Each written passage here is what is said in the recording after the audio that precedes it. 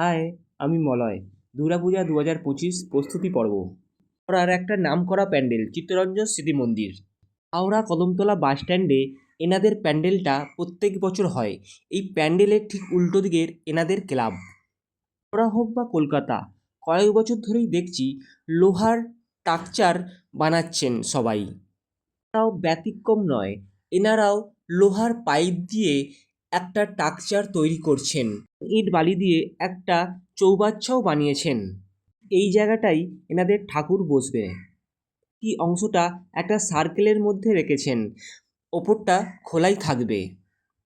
এই প্যান্ডেল থেকে 5 থেকে 10 মিনিট হেঁটে গেলেই ব্যাডরা মহিলা সংঘ দুর্গাপূজা প্যান্ডেলটি পেয়ে যাবেন। একটা বছর ধরে এনারাও খুব জনপ্রিয় হয়ে উঠেছেন।